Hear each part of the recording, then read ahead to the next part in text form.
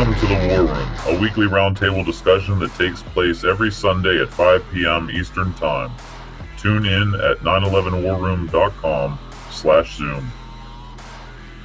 It is 5:01, July 3rd, 2022, and I'm hearing an echo in my own ear. That's going to be fun. All right, let's start off with news. Let me share my screen. Are you guys getting an echo? Not me. Okay. And as soon as I find my mouse, that's later. Okay, starting off with news. Former NYPD detective could soon find out whether 9/11 Victims Fund gets expanded to include rare kidney disease. Yeah, that's killing me. Yeah. I'm gonna change room.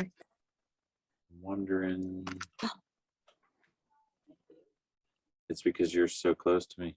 That's what I'm saying. I'll go on the other one. Yeah, but that stinks. No way around it. When I talk, I just won't listen. All right, so real quick on the news, if anybody has anything to say, just interrupt and you stop me. So they're going to add this rare kidney disease to the 9/11 Victims Fund, cancers. They can get stuff taken care of. That's notable.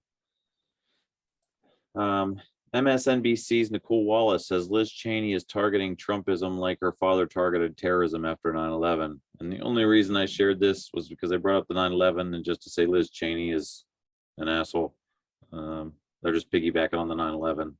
I can't believe it. Cheney is still in politics, in my opinion, but it is what it is. 9/11 mobile exhibit and blood drive coming to Pittston. So this is kind of interesting that they have a semi that drives through, I think it said 300 cities. Since 2013, the 9/11 Never Forget mobile exhibit has visited nearly every state and welcomed over 500,000 visitors. And it's going to arrive there by the Susquehanna Brewing Company. And the inside, they have displays and audio and video and all kinds of stuff to educate people on 9/11 with the official story. There's that. We kind of need something like that, a semi that drives around with 9/11 truth. Or an RV. Or an RV, yeah. 9/11 families pursuing justice call for Majid Khan's plea agreement to be fulfilled. So this is one of the Guantanamo guys. They really want to see this guy's prosecuted or released. I guess this is a really interesting story. This gentleman 10 years ago made a plea agreement that he could be released in 10 years. That was back in 2012. So the time came, and that was on March 1st, 2022. And that day has come and gone, and they still didn't release him. And the victim's family members feel that this guy should be released. This, I think, is the most telling. Where was it? Where was the most telling sentence? I kind of spoil it right there.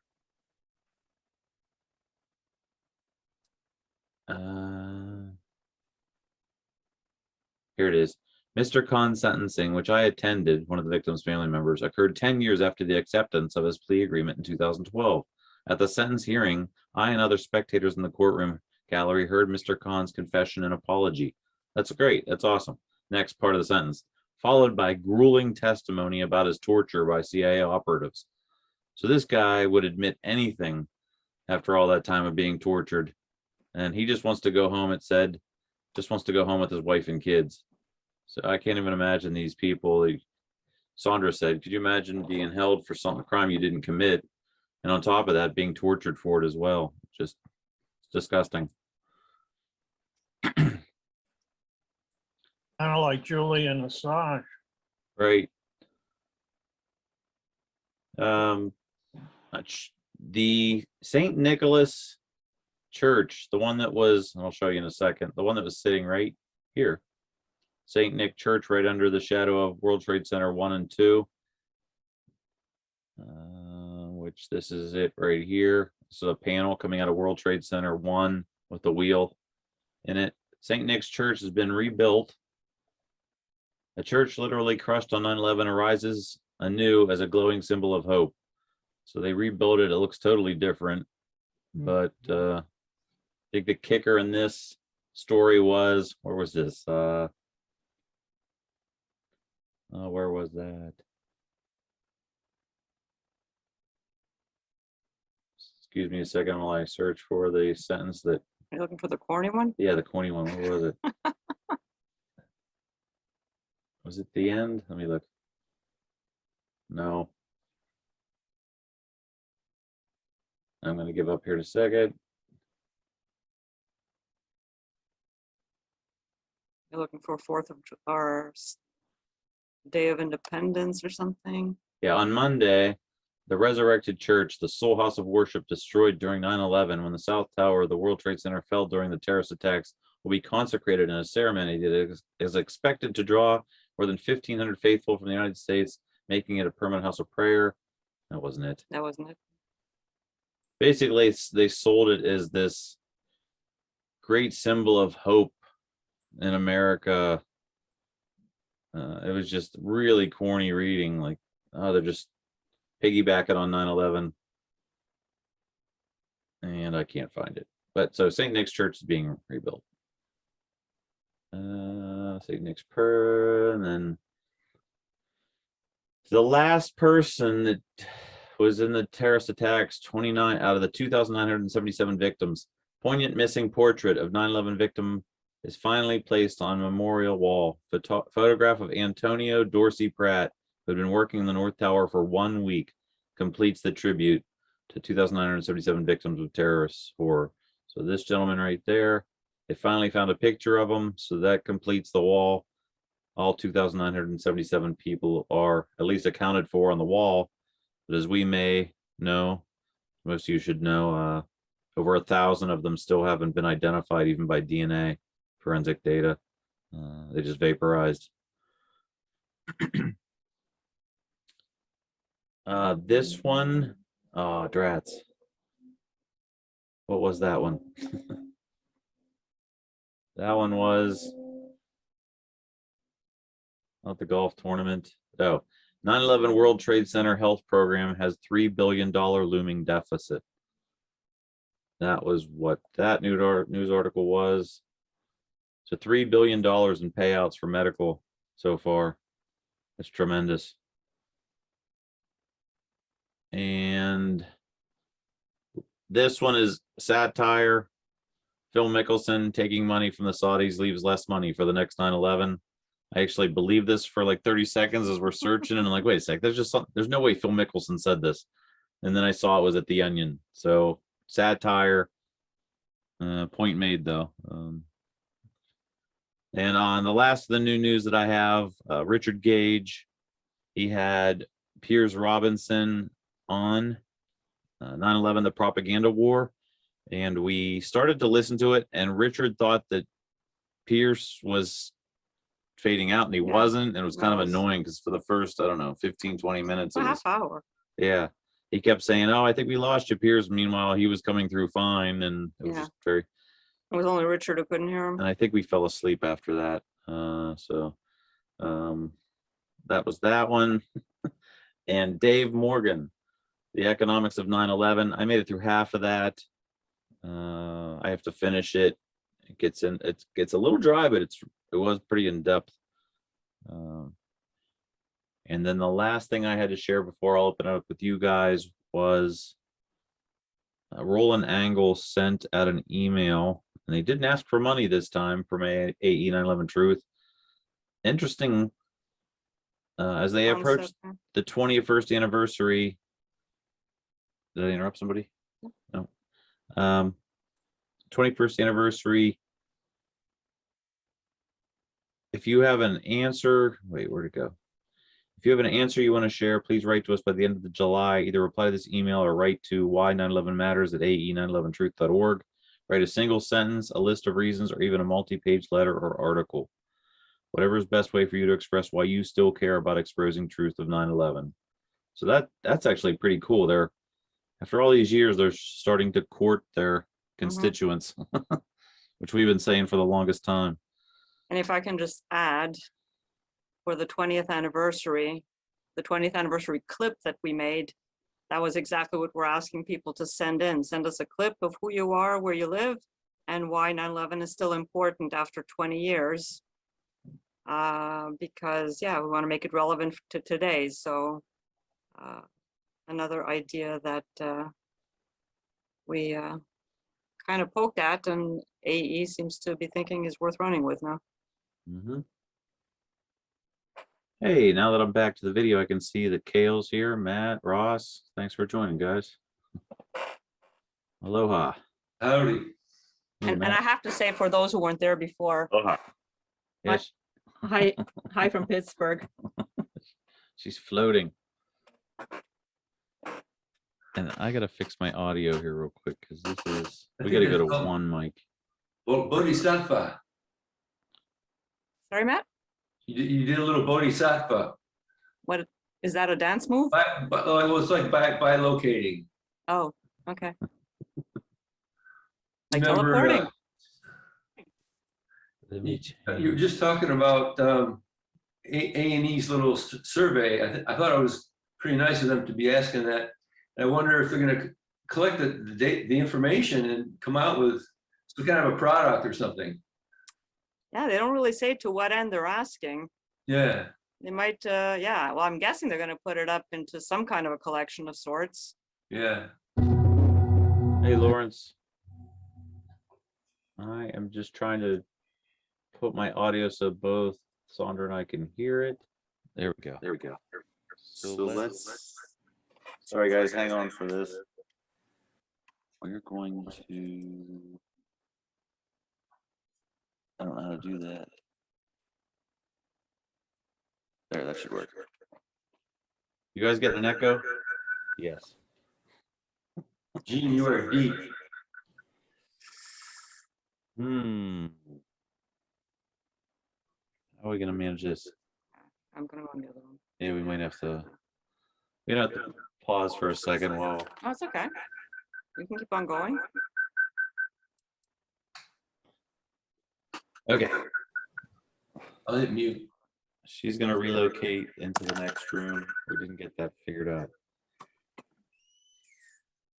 It's warmer. With this. You should be good. If you start running low on power, I will. No, I'm sure I'm going to be fine. Everything. Yep. All right. Oh, wait, my alarm's going to go off. She's going in the room next to the war room. Okay. Anybody else new news for 9/11?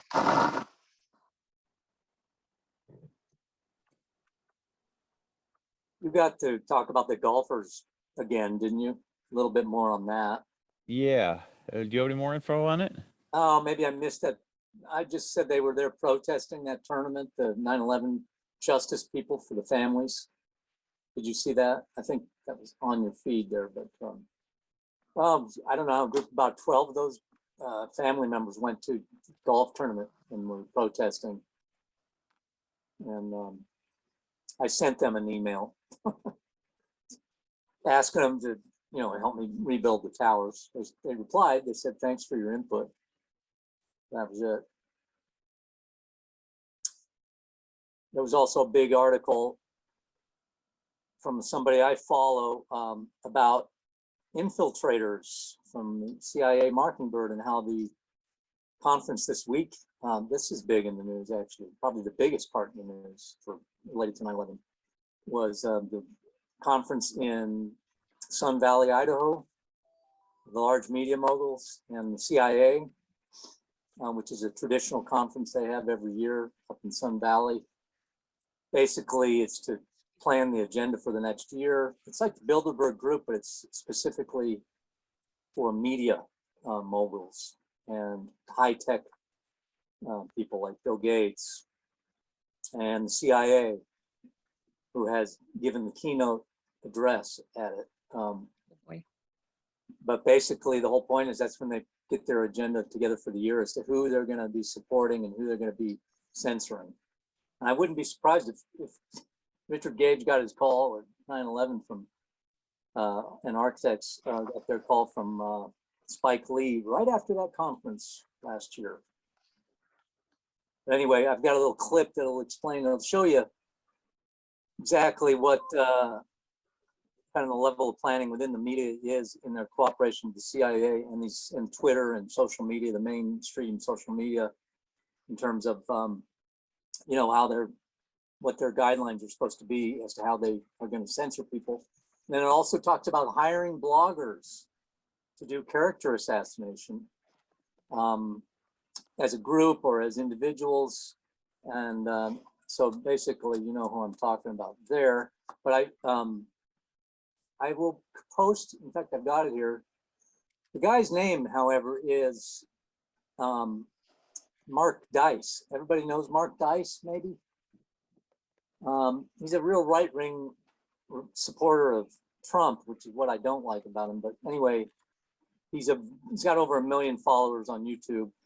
And I got to know him initially because of what he did for 9/11. He was taking T-shirts into the Gap. Remember, the Gap used to display T-shirts on the rack, right out, you know, on a rack, a nice revolving rack, so you could see each T-shirt. And he was taking T-shirts in there, going in the dressing room, switching out all the T-shirts on the rack with shirts that said 9/11 was an inside job, and then leaving. So I thought that was a good type of activism. That, you know, so he left all these T-shirts there. 9/11 was an inside job. So that's when I started following. But anyway, he's one of my He's one of my favorite alternative news people, even though he's so kind of right wing. But should I share my screen, or do you want to move on, or do you want me to just share this in the chat? The link to his video from this week about the conference up in Sun Valley. Check. Yeah, that works. Just what? Go ahead and share your screen. Yeah. And let's see. Okay. So here it is, about 3 minutes in. And I'm going to just start it at that point. You should hear the whole thing, but I'll start at 3 minutes in. In his administration, named Cass Sunstein, actually advocated for the government to pay all. Oh, and here comes the ad. Hold on, sorry. Of course. All good. Let's skip it. Okay. Online trolls to inundate websites and YouTube videos with comments attempting to discredit certain content if it was seen as containing supposed conspiracy theories or being extremist material, which just means it exposes the establishment or questions too intensely certain policies or government officials. Sunstein wrote, quote, "We suggest a distinctive tactic for breaking up the hardcore of extremists who supply conspiracy theories, whereby government agents or their allies acting either virtually or in real space, and either openly or anonymously, will undermine the crippled epistemology of believers by planting doubts about their theories and stylized facts that circulate within such groups, thereby introducing beneficial cognitive diversity." Another government plan titled Blogs and Military Information Strategy proposed the same thing a few years earlier in order to combat the popularity of some bloggers and independent journalists. Hiring a block of bloggers to verbally attack a specific person or promote a specific message may be worth considering, read the report. It also suggested the government hack popular blogs and change information published in order to ruin their credibility. And let's not forget about Operation Earnest Voice, which is a social media manipulation program created by the United States Central Command, or CENTCOM, which uses special software to create sock puppet accounts that are used to spread propaganda and harass people who get into the government's crosshairs. NSA whistleblower Edward Snowden revealed that the agency is capable of manipulating online polls, preventing YouTube videos going viral, or even removing them for phony Could you terms of pause that service 1 second? violations. Conversely, they're also able. Just take it's 5:20. Just take a small break. Lord, just thank you so much for these hearts and these minds that continue to press for 9/11 truth. I thank you for the vigor that you give all of us, this burning desire for 9/11 justice. I pray that you would continue to light our path, to give us wisdom to speak the words that need to be spoken, that other people would be able to hear what we need to share. You would have a prayer of protection around every one of us, Richard Gage and Gail, the Lawyers Committee, Lord, AE as they proceed in their litigation, Jeff Campbell, Lord, we're not giving up. We're not going away. We just ask you to continue to guide and protect us in your name. Thank you for these gifts in your name. Amen. Amen. Thank you, guys. All right, you continue. Wait, did somebody join? Nope, I guess not.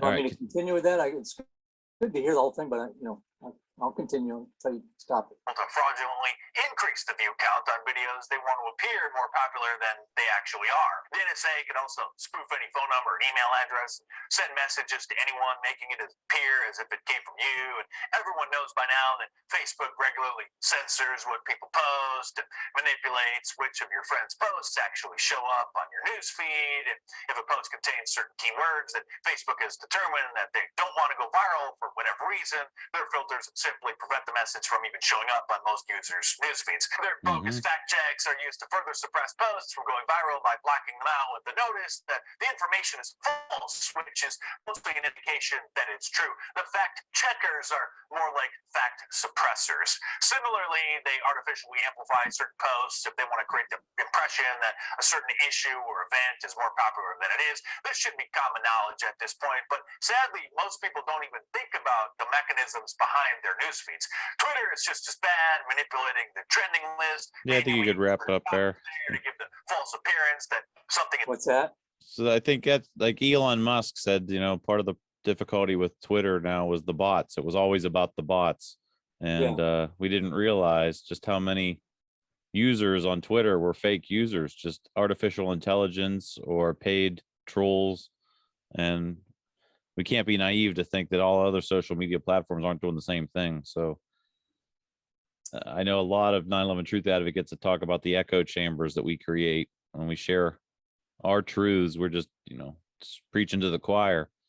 I think what we do with the truth booths, with what, Kale does, what you do, we all do in our respective cities, what Al was part of with the NFPA conference, we're not letting that stop us.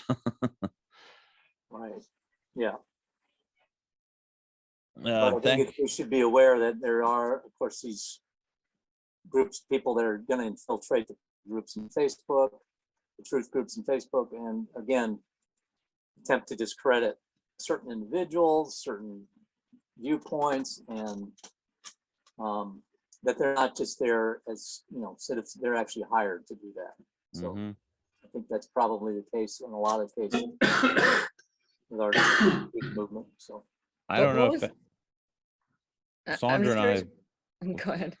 Sandra and I both noticed that in the World Trade Center Towers group, there's a guy, a Suru or a Marusa, or I forgot how their name is, but they're all in there totally supporting sharing the pictures of the World Trade Center towers. But one person says anything about getting justice or anything where that, and they just chastise you like nothing. And it's really offensive. And I really just think that person's there as a gatekeeper to make sure that, keep the topic off of justice and just go with the memorial. yeah, they're involved in anything that says, has any kind of tagline about 9/11, even if it's just 9/11 justice, like the family members. They just watch it. I'm sure any of those taglines, and they don't even have to watch it in real time. I'm sure the AI flags to them what they should be looking at. I think this is kind of thing probably that Adam is maybe making advantage of.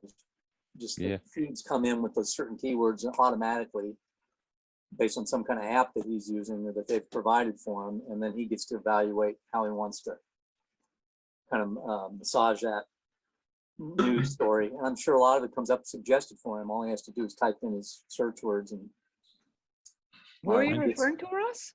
What's that? Who are you referring to when you say he? Adam. Adam Fitzgerald. Yeah. So are you suggesting that he's a paid troll? Yes. Not missing any words there. Along with Ed Broder. Yeah, no, a group of them. I don't know those guys that well, and I haven't again been following Adam too much, other than this latest thing with Barbara. But no, that's what I'm suggesting. Yeah, I don't want to spend too much time dissing other people because either do I. But I just thought it's. We did talk about that as well today, and I forget what I was going to go with that. Just thought that this conference in Sun Valley is probably where a lot of that stuff Oh, it's the changed. fact that when they come into the groups, it really just turns into them berating the 9/11 truth movement. And I'm thinking, why? If you guys don't believe this is the method we should be pursuing, do your method and do you. But you don't need to dismiss other 9/11 truth advocates doing the best that they're doing. Like, there's no reason to go after Barbara or Richard or anybody. It's so I'm just gonna stop talking bad on them, and they do their thing. Go with the geopolitics, run it, do your thing. But I don't want to. I no more time for them coming here and saying, "Well, World Trade Center 7 twisted, and all 20,000 connections all popped." No, we're not doing that.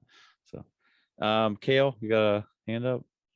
Yeah, I just wanted to add to that the Rude Boys or whatever. Yeah. The way that they act is, I mean, they got to expect to be called agents. Right. It's pretty apparent, really, at this point. Once you demand someone to see your point, especially when it's with the original story, there's a big problem. Yeah. Yeah. Yep. Thank you. Yep. Hey, I got some news, you guys. All right, Matt. It's going to be developed the next couple of weeks, and I wanted to throw it out there. So if anybody has any input, you'd be welcome to get in the conversation with us. We're not sure what it's going to be called, but basically we're going to be doing a survey, very brief, to about 3,800 people in our database with TAP. And we're going to ask, who are your top 5 people for truth that you would admire most? So we're going to be collecting information from hopefully a couple thousand people about who they admire the most. And what we're going to do is, whenever the top, say that we end up having 100 people who are listed as favorites, we'll take those 100 people and contact each one of them and ask for their schedules, where they're going to be and when. And then when we have TAP members in those towns where they're going, we'll have our TAP people connect with that individual. So what you have is people who are on the road can be greeted, concierge, attended to.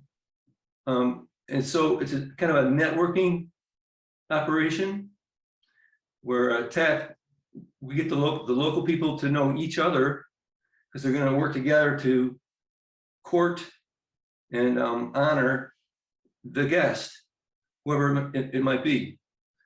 So it's just a seed idea that came out a few days ago, and I thought I would share it with you guys, get your feedback on it. Yeah, I like it. Well, I got a few things to say about that. Because it Okay. seems that there's kind of like a little bit of an overlap between what, this sounds a lot like, okay, I don't know what you mean by top 100 people. Like, are you talking about like the Richard Gages and the? Yeah, if I have 5 people I really like in the truth movement, a lot of respect for, I would just give those names and then maybe state why, why I'm motivated or inspired by these people. Right. And the So point being that when they go on the road to give presentations, whatever, yeah. that they can hook up with the people in those cities, right? Yes. Okay.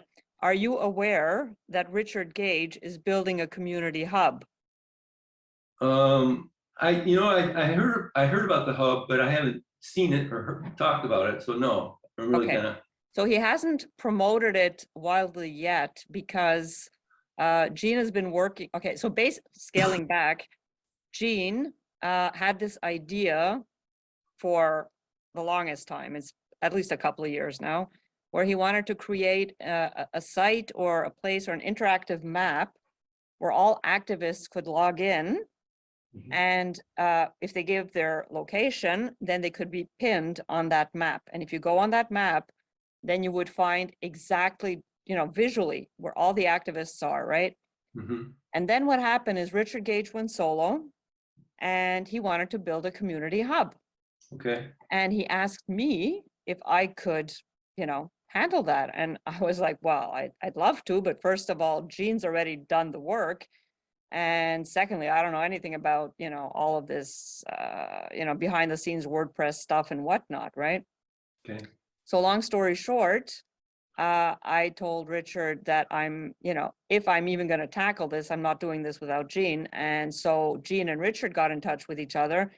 Gene told Richard what he had, and Richard's looking at it saying, okay, well, that's exactly what I was looking for. So Gene was put in charge of Richard's community hub and created a copy paste of what he had separately running already. And this is now on Richard's site. So it hasn't really gotten legs yet because he hasn't been promoting it. And he's also waiting on creating a section of it that's just for groups.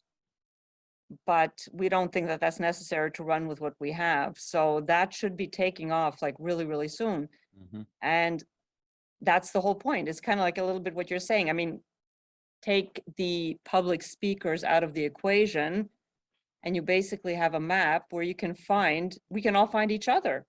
If I go travel to, I don't know, Miami, then I can look on the community hub and I can see, well, who do I know who's in Miami? Mhm. Right? It doesn't have to be a list of 100 people or anything like that. It's just Mhm. anybody who signed up and says, I'm an advocate, I'm willing to be found. Mhm. I'm willing to be contacted if someone comes into my city. I want to connect with other people, Mhm. maybe to create a truth group in my city. Like Yeah. sometimes we know people, we don't even know where the hell they live. They live like, Mhm. a 10-minute drive away and we had no idea. Right. So it seems like it overlaps a little bit with what you're saying. It does. It does. Yeah. Um, it's interesting that we're kind of thinking the same thoughts, which is a good thing. I'm wondering out loud.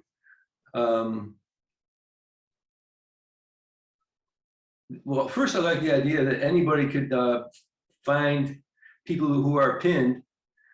That, I mean, I don't think we would restrict it to just the most popular or best, most admired 100 or whatever number, it might be.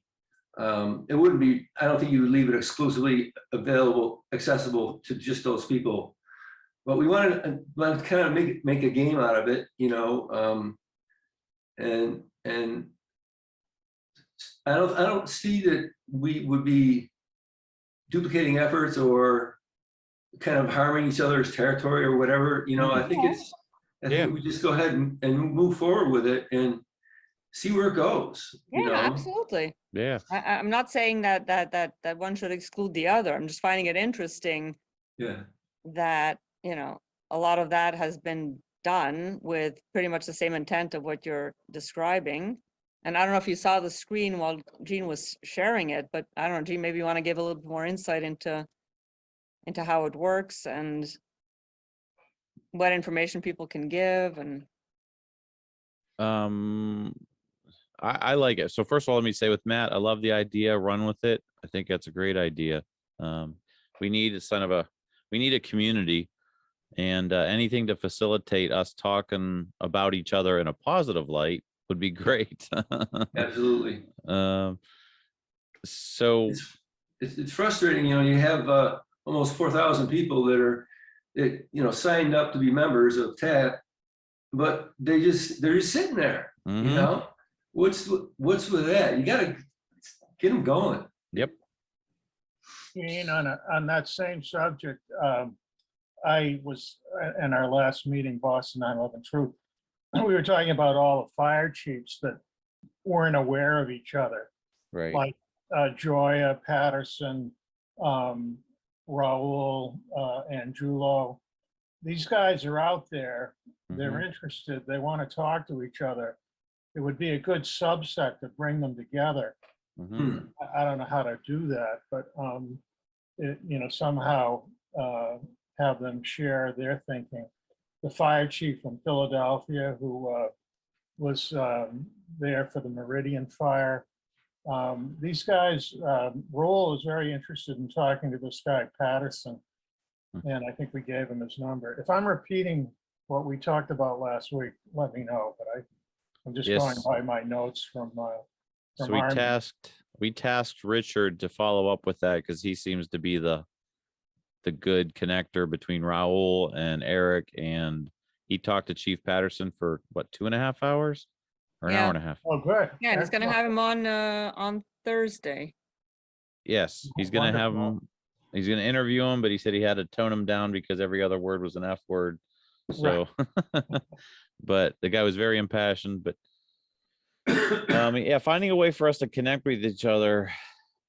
So on that's that one. Let me follow up with what Sandra said, and I'll come back to you, Al, and then we'll go to Kale and Ray. So real quick, what I had tried to do is create a public directory. It was at 911public.org. And then Richard, like she said, came out and he basically wanted to do the same exact thing on his site. So I thought I could copy the databases and we could just have it mirrored. That proved to be very difficult. And now I'm kind of in a standstill because I have this one already up with a few hundred people in it from around the world. And if I zoom out, it actually shows like other countries. I mean, that's the beauty of it, is like you can scroll in and, just on your own territory, in your own state, in your own city, and see if there's anybody else. We got 8 people in Florida. You zoom in on Florida, there's, we got Rich Ellifritz off in the Bahamas, 2 people around the Miami area.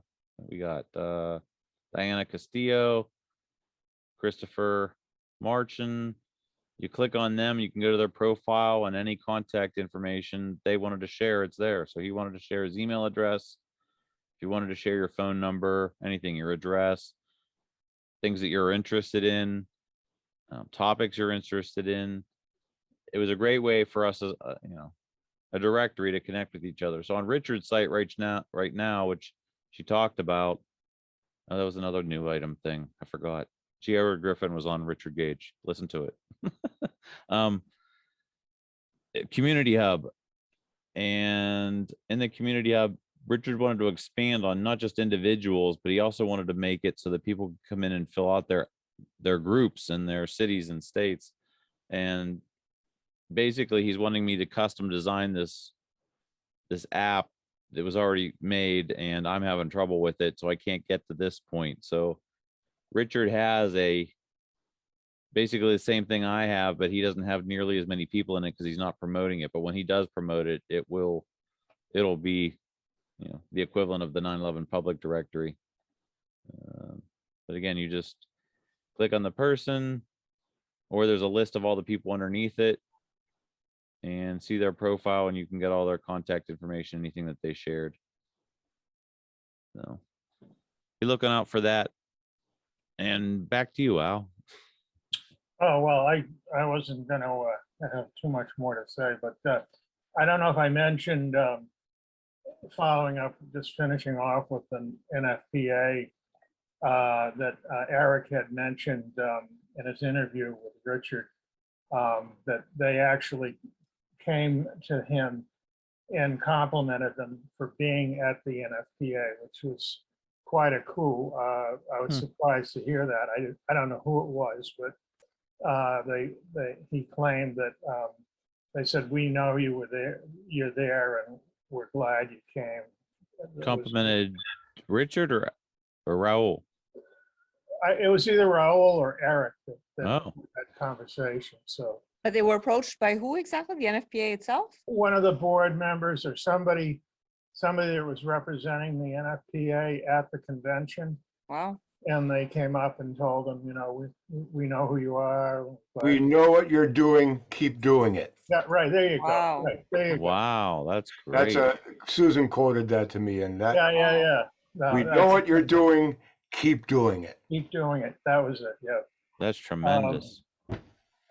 And then Eric and Rule are the scan list that came from the NFPA convention. About 300 people that they're sending out a letter. Eric and Rule are working on it as a follow-up. That's a critical piece to get people that were at the convention on Mhm. board. And so I've been waiting to see that for a couple of weeks now, so I'm hoping they'll get it out. And what else? Oh, I was wondering about you guys and what, not that it's all that close, but you have anything planned for the New York and 9/11? And we're still talking about doing another banner flyover if I can squeeze any more money out of anybody, but we were so tapped out that I'm not sure we'd be doing it, but I really want to do it. And I thought it was a great thing. Mhm. That's literally 10 weeks away. You're right. At this time last year, we were already planning for the 20th anniversary. Right, I know. Yeah, we were knee deep. I mean, we started in February. I That's plan why- on being there for the week. So this year's 9/11 is falling on Sunday. the Sunday, the 11th. So I was thinking of being there the week up to it. So I would be there the whole week previous to it to build up Excellent. to the 11th. I still have no plans other than that. Other than just going to be there. Any thoughts about a banner, or is it that cost you too much last year? Well, okay, let me scale back on that. Last year, we were working with a whole group that Right. was that was basically a TAP subgroup. You Mhm. know, we were all connected to everything that we did almost was in the name of TAP, and it was, you know, promoted and not funded by them because we raised our own funds, but we did it under that banner. So it helped to have that as, I don't know, framework, I guess. Mhm. Right. But now we're back to just ragtag individual lone wolf activists, and without the group thing, it's hard to get anything off the ground, right? As individuals. Yeah, unless, I mean, we were really surprised by, and we haven't figured out where the money came from in some instances, but we were well over what it cost us, and it was in excess of $10,000 for I the know. NFPA. Mhm. And we were able to, Rule had paid his own way, and we voted on our last meeting that with the overage, we'd give him a share of his flight here. So everybody got paid back, you know, Richard, Gail, Eric, they all had their expenses paid for. So, Good. and there were people that donated that we didn't recognize. So I don't know whether that came from Richard's plea or whether it was just individuals. Fran Shaw put up some money. You know, they were all over the country, and not just within the Boston 9/11 group. So Oh, that's great. it was very encouraging. Mhm.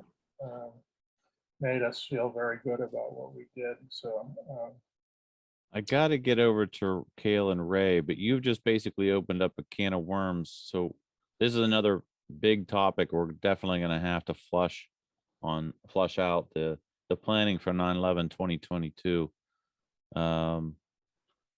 Just a quick thought that I had, since we're riding on the back of a great breakthrough with the NFPA, and Richard's making connections not only with Raul and Eric again. Eric's getting back into it. Now we're going to have Captain Patterson involved. We got Chris Joya. I'm wondering if we approach Richard and say, hey, would you think about having an event in New York this year on that exact tactic that Lawrence just came back and said, whatever you're doing, just keep doing it, or however you guys phrase that. I think we should really ride this wave. And we get the firefighters invigorated in New York for a 21st anniversary little, it doesn't have to be a grandiose event, but just some speaking engagement. I think that's a good idea. yeah, I agree. Absolutely. right. Don't let this die out, because it's a big breakthrough. Yeah.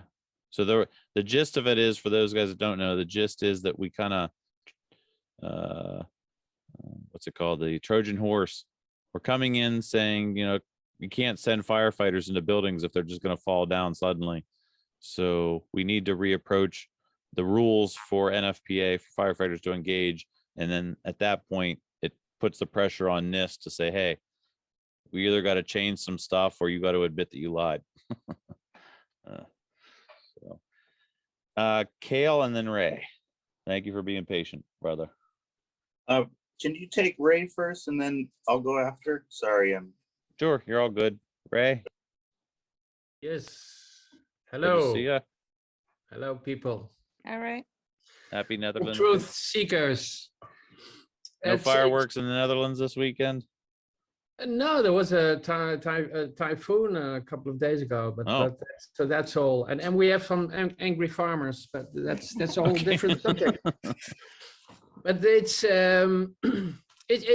you just posted you went through the news and it was about the Greek Orthodox Church, the St. Nicholas Orthodox Church.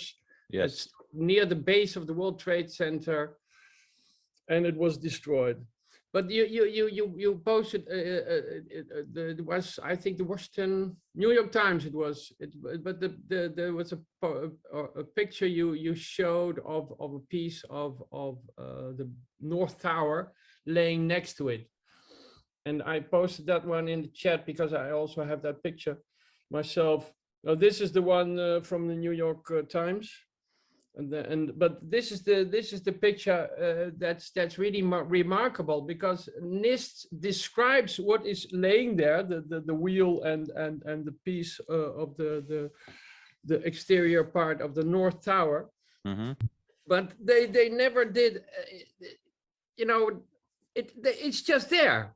But how did it get there? What is the reason that piece? It weighs a lot, Mm-hmm. and it's very far. It's I calculated it once. It was some 900 feet from the North Tower, the base of the North Tower, and it's just laying there on the street. And you can say it came from the North Tower, and probably is very true. And that wheel is from Flight 11, and that's probably also very, very true. But how did it get there? Is my question, because it takes a lot of energy to move a piece of material from one place to another over that distance, and NIST does not describe how it got there. They just say it was there. Mm-hmm.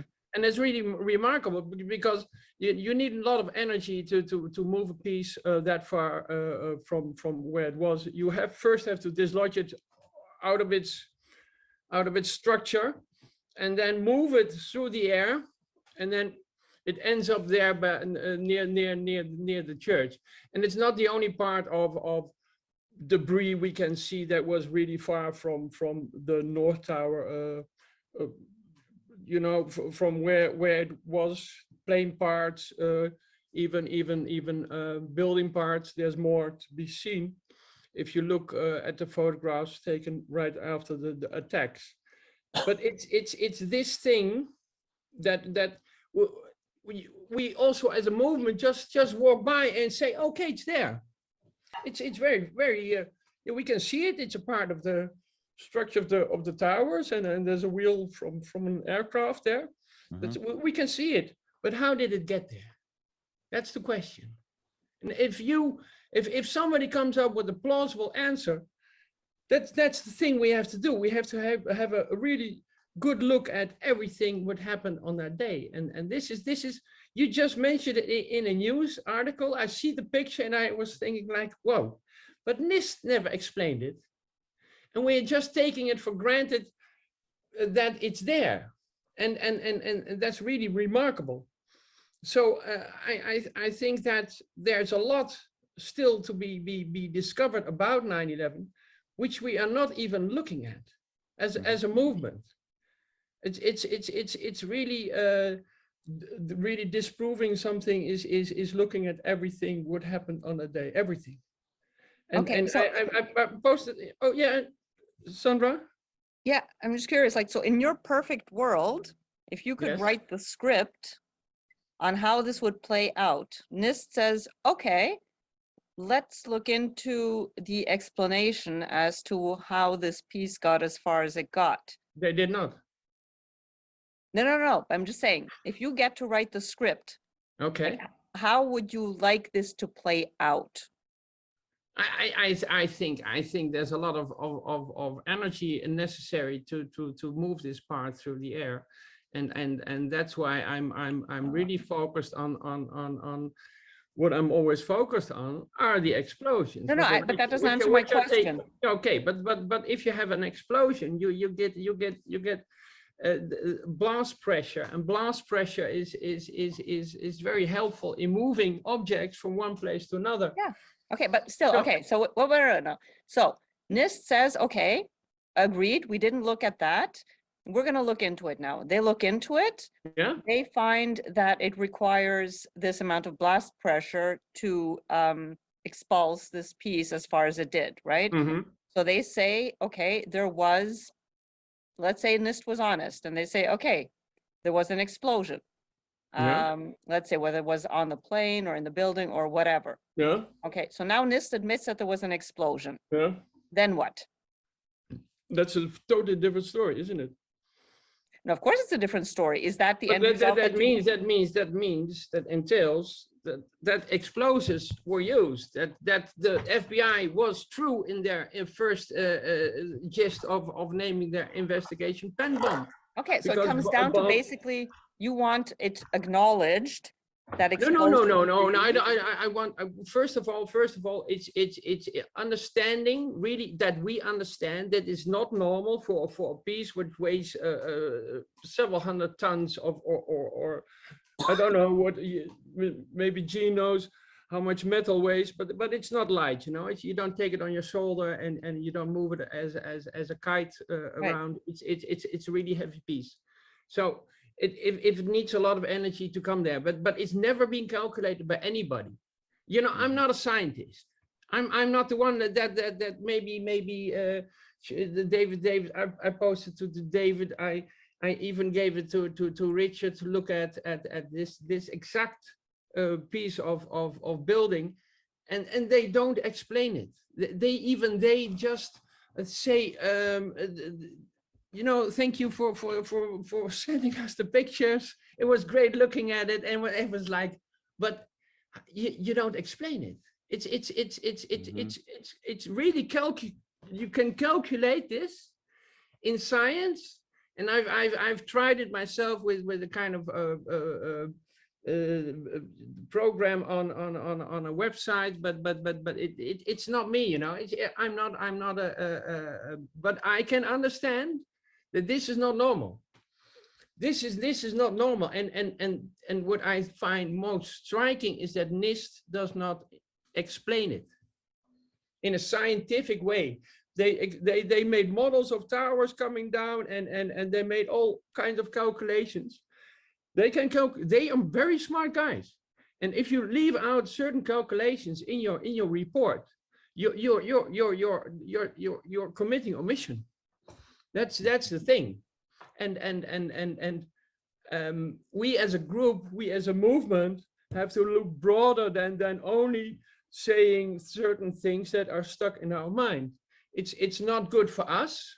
You know, I listen to everybody. I listen to people that I disagree with a lot, but I listen to them because I also understand that they may have something that I do not see. And that's the thing. I'm not here to make enemies.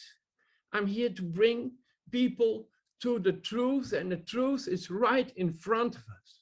It's right there on the street. It's immiscible. You cannot go around it. There are pictures of it. NIST does not explain how a piece 900 feet through the air, dropping, having a plane wheel embedded in it. We can see it. But if you look at the piece, with the picture where we see the bending of the metal. We see that there was a pressure behind this piece, pushing it out of the building. And this pressure, which bent the metal, was massive, and it was very fast. It was not a very constant push. It was an explosive push. So of for this people piece. that don't know, this piece, there was only one panel that was removed Yeah, or the was North missing Tower. on from the north tower on the south face. Yeah. So the opposite side that the plane had struck, this Yeah. was that. They do have in one of NIST NC Star reports, which I was trying to find out while you guys were talking. I can't seem to find it yet, but they do an elevation of the face of where the fires of World Trade Center 1, where the fires were blowing out, and there's this one panel missing, and they say that this was that panel that basically the plane hit it and pushed it out. Yeah, but in their calculations, they also say that the plane lost a lot of its momentum by interacting with the structure of the North Tower. So it did not have this momentum anymore. It was, if you have a car crash, you don't go through the other car in normal life. You kind of crunch into it, and so the momentum of the plane was actually stopped by a lot of the structure of the internal structure of the North Tower, because it went through the core columns. This was not the South Tower plane, which went right along the core. It went straight through the core. So you have a loss of energy already from, you can say it was 500 miles an hour, kilometers an hour. I don't know what the plane was flying. It was fast. It lost a lot of its momentum in the tower, and that makes it even more hard to just justify it as it was from the plane crash. It's and if you look at it, really, if you look at it, this bending of the spandrels between the structure, it's amazing that they're uniformly bent all over. 1, 2, 3. You can look to the back and you can see the bending of the spandrels which connect these metal tubes. Well, I don't think that anybody in the movement is going to is dismissing explosions. I'm not saying. Right. That's not what I'm saying. No, I know. I wasn't finished. So I'm saying, okay, but we are all on board with that, so you don't need to convince us. And the fact that NIST disregarded it just goes with a whole bunch of things that NIST disregarded and lied about. Yes. So they need to address everything that they lied about, and that's one of them. But this is one that's really in your face. It's not. It is. But again, nobody's disagreeing with you. No. It's not. I'm not trying to disagree. What I'm saying is that in the truth movement, there is not somebody standing up and saying maybe I as a mathematicus can calculate the energy necessary for removing that panel and bring it through the air till that point where it came to a standstill. And if that is calculated, then you will see that there's a lot more energy was active at the moment. NIST only says there was a fireball. It's a fireball. No, it was a fucking explosion. It's getting, it's really thinking about words that we use words, but we don't understand what it is. We don't even understand what it is. There was this truck that was going 500 miles an hour. It went over the back tire blew out. It was a jet truck, 3 jet engines mounted on it. What about the passport? Was that ever mentioned in the NIST report?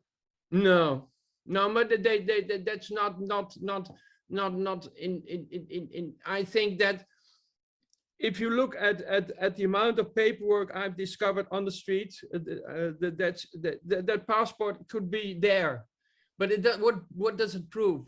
What does it prove? That there was a Saudi guy on the plane, and they shoved him. They made him the patsy.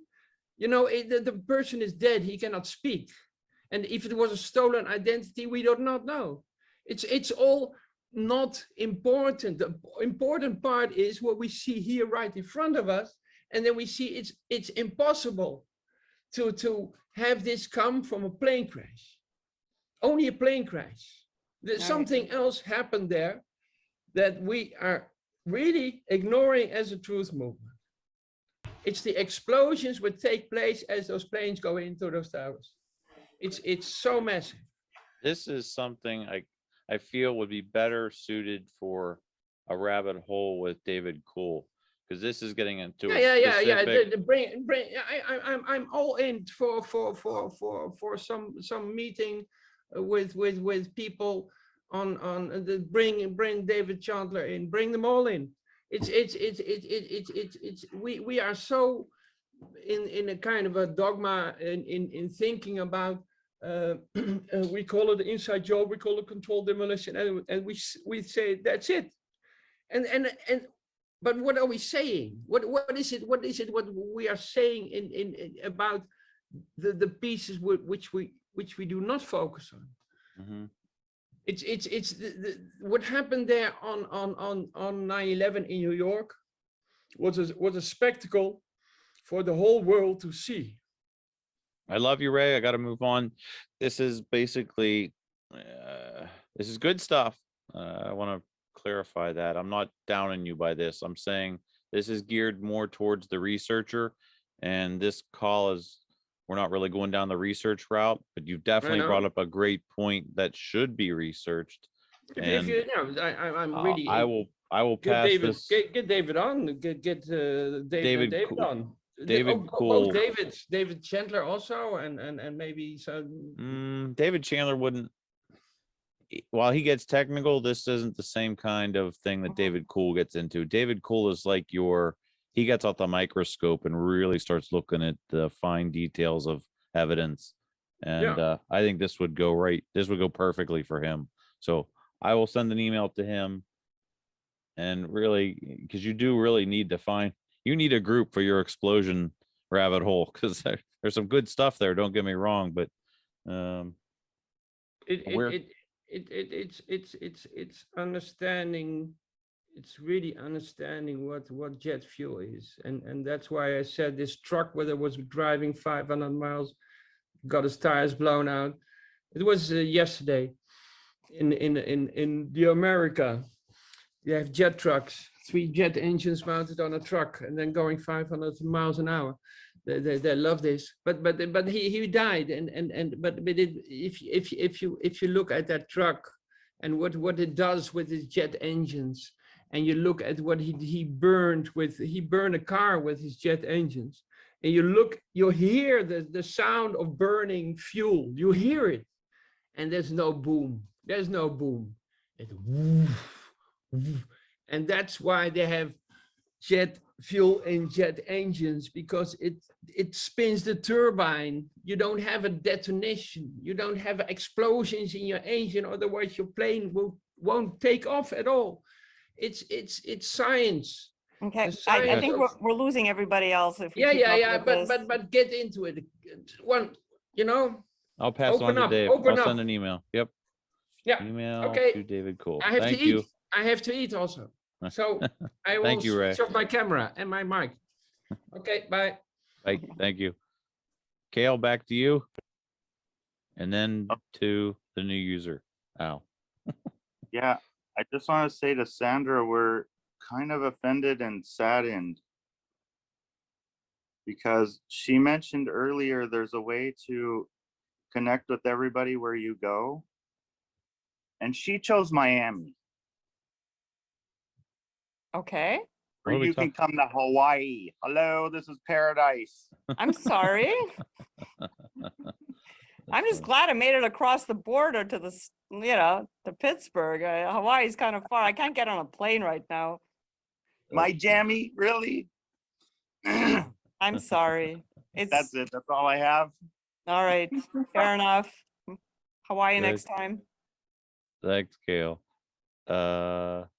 Alfred. Yeah, okay. Well, don't kill me for bringing this up, but I can't keep my eyes off of the Ed Broughton and Adam. And I mean, the point they make about Barbara Hanukkah being on the lawyers committee, and how, they think she's a liar and whatever. But is the lawyers committee aware of this controversy? And you know, if they did go to court, would they bring her up as a witness of some kind, or, you know, how, I'm sure Mick Harrison, nothing gets by him, but I'm just curious. I just find it, you know, how much relevance does this have in their case? Chandra, you and I have talked, but I think you could probably better. Can I break in for a second? Sure. I believe that Mick Harrison is on that email Yeah. chain, He is.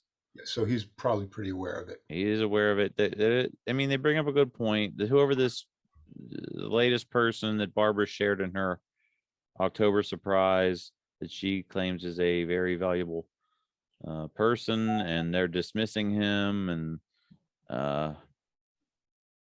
I don't know what to make of it. I kind of, this is why I loathe the Pentagon subject so much, but it just gets so deep, and it just starts, the mudslinging just starts happening. And Well, it's I think hard for it's- us to see clearly through it because we don't know this person and we can't form an opinion based on any knowledge we have because we have no knowledge. But you can pick any character, you know, in the movement, and you're gonna have people who say that they're credible and others who say they won't, that they're not. And other people that are considered important to some and not important to others. So I think it just falls into that same category where you can make a case on both sides. And it's just a matter of what resonates with you and where you use your own common sense and good judgment to say, yeah, I agree with this, or no, I don't. Mhm. Well, more to the point is like, are the courts and what they'll, you know, the defense attorneys that'll come up and point out all this stuff and how vulnerable is the lawyers committee because she's on it. I think it's a valid question, but I don't know how to deal with it. Yeah, I mean, that's for Mick to decide. Yeah. He's the best judge of what kind of vulnerabilities they can have. And if he's comfortable with whatever is being brought up and he feels he can defend it and he doesn't feel it's going to hurt them, then I'm good with that. I mean, he's the best person equipped to have an opinion on that. But then again, for all the big cases we've heard in the past, I'll just pick one, the OJ Simpson trial. Nobody went after Johnny Cochran, or I forgot what the other guy's name was. These are all like super duper lawyers, and nobody ever goes after the lawyers or the people that are on the teams. It's the evidence that's being presented. And I think our 60 exhibits stand on their own. I don't care what Barbara's done or what anybody's done. Exactly. Yeah, So, that's true.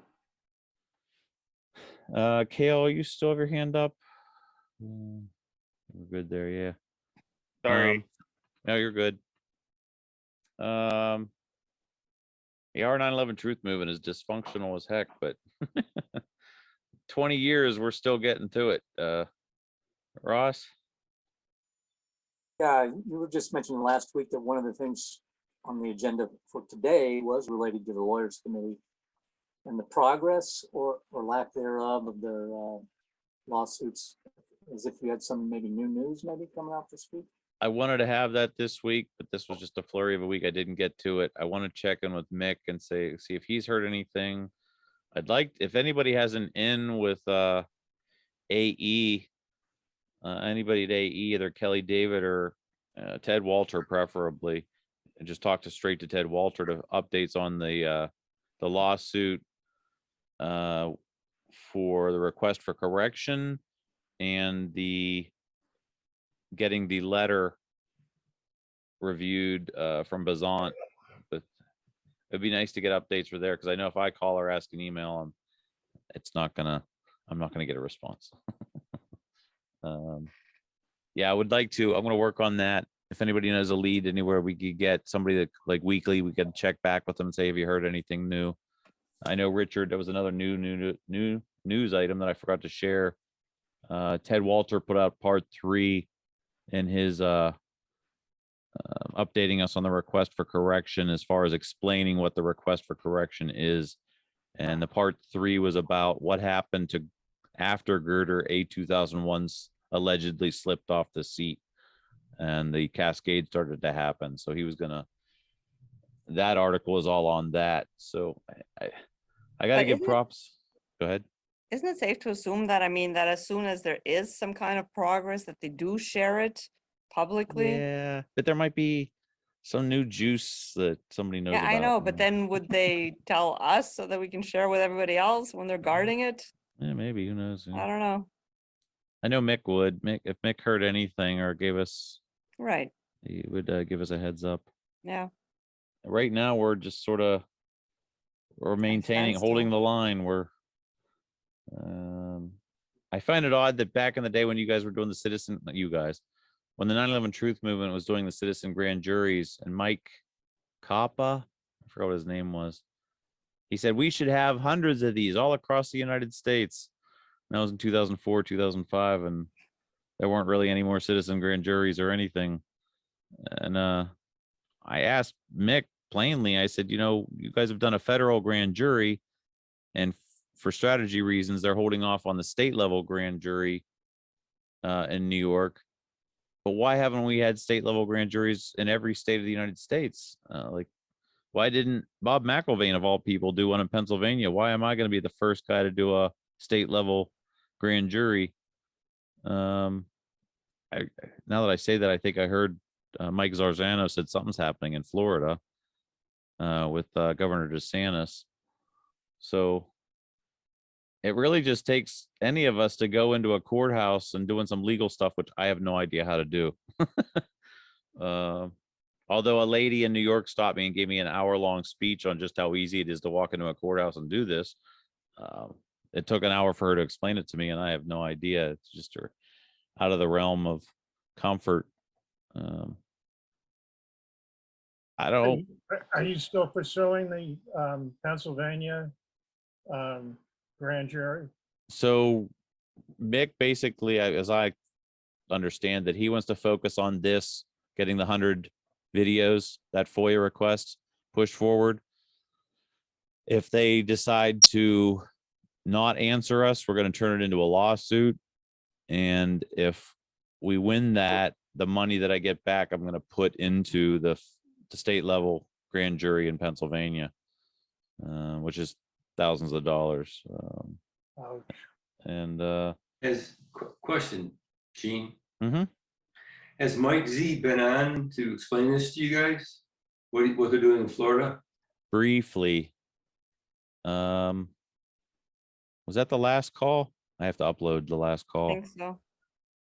I'll have to update it and listen to it closer, because I'll be honest, when people get into the legal stuff, it's like calculus for me. I need to listen to it like several times before I understand what they're saying. I think it wasn't specific to 9/11, but it was path towards getting some litigation started in Florida, I think. Uh-huh. Yeah, I mean, I live about an hour from him now. Oh, I became a Floridian about 3 weeks ago. right on, brother. Yeah. Did you find him on the community hub map? Yeah, I had to pinprick myself again. So, yeah, Mike and I talked about it a little bit, but I invited him to make presentations to the board of TAP, and he hasn't gotten back to me on that. I'll call him up tonight. Yeah. And so that's why I asked if he presented anything to you guys. Yeah, I don't think it was official. No, he just mentioned it in passing. I think it was like 2 minutes. He gave Well, he us like, said he had a breakthrough situation Yeah. mm-hmm. where some grand jury had been allowed to proceed or something like that. Well, yeah, that was the shooting in Orlando, Oh, and there was a statewide grand jury that adjourned and got some convictions, I think. okay. So eventually in the war room, when we come in, and I know I'm giving the new news, but what I would like to do, because when you're in a war room, like what's pictured behind me, you want to see the latest battles and what's happening. So I would like to be able to come in here right off the bat and give you guys all a quick 10 minutes. Here's where all our fights are right now, and here's the status of those fights. And I got to get those brushed up. But, What about the action items? And the action items, yes. And I'll be honest, I didn't do such a good job in this last week. With Sandra coming, and I'll admit too, also this last month of having my son back, I'm really thrown for a loop with everything, because normally it was like 9/11 all the time, and now my son's back and I haven't seen my son in years. And it's like when he's here, I want to hang out with my son. So I'll get better at that, budgeting my time. Kale. Just Okay. sorry, just to go back to the action item, the one that we put on the table 3 weeks ago, I think it was that all of us should contact 10 stations in our Yes. cities with the letter to firefighters to make them aware of what happened at the NFPA. And I didn't do a great job of it either. I have 10 envelopes because I don't have email addresses for them. So I have 10 envelopes sitting at home with all the addresses written down. I just have to stuff them and mail them, but I'm halfway there. And I'll try to do better by next time. I did do 10, but they were assorted. They weren't written. They were 5 via email, 2 via Facebook, and 3 via, I think, Messenger. Okay. And no responses? I didn't think I got a response. No. Which Put it up. letter are you sending out? We're still waiting for Eric and Raul's letter. Oh, I was simply going with the one that I had written. Oh, because I haven't seen one, but a letter. Yeah, I sent it to you. Did you? Yeah, Oh, well, that's I'll track it after. what happens when you have another birthday. Question, did Chris Joya or anybody like work with you guys on this, or is this something you're doing on your own, or? So Chris did his mutual aid Mutual aid. request. And since then, I guess, how do I say this? Love Chris to death. Chris, I think, is starting to really, is still standing in the shadows of getting back involved. Eric Lawyer has now stepped into the spotlight again, Right. and he's writing some things up with Raul Angulo. And I think that's where we're gonna go with, but we're waiting on. Oh, wasn't Eric writing something? Yeah, Yeah, he was. Okay. they're all collaborating on something from what I understand. Yeah. And I believe it's going to be able to be addressed to local entry or ground level grassroots firefighters too, rather than. And I will be sending once I do receive a copy of this letter, I will be sending it to every member of my fire department, every firefighter, and a number of the surrounding towns, at least 6 or 8 of the surrounding towns, and I can get lists from the town halls on who their firefighters are, address it to firefighter such and such at Bolton Fire Station or Hudson or Stowe or Maynard, etc. Perfect. Getting it to them is the most. I've tried entering at the top and it just doesn't work. Not for me anyway. Yeah, No. I think you're right. It has to go to start at the bottom. So we'll keep an eye on that. Let me write that down. Gene. Letter. Yes, Kale. Sorry, I got to transition to their gym, Yep. but I just realized you placed your 7 on your mic. Yeah, I tried it. What do you think? That looks great. Right on. I just want to show you guys what I'm working on. I might need some opinion actually. So for action, I'm choosing to create a game for 9/11. And right now I'm working on the pawns, but I'm gonna make a 9/11 chess set. Oh, wow.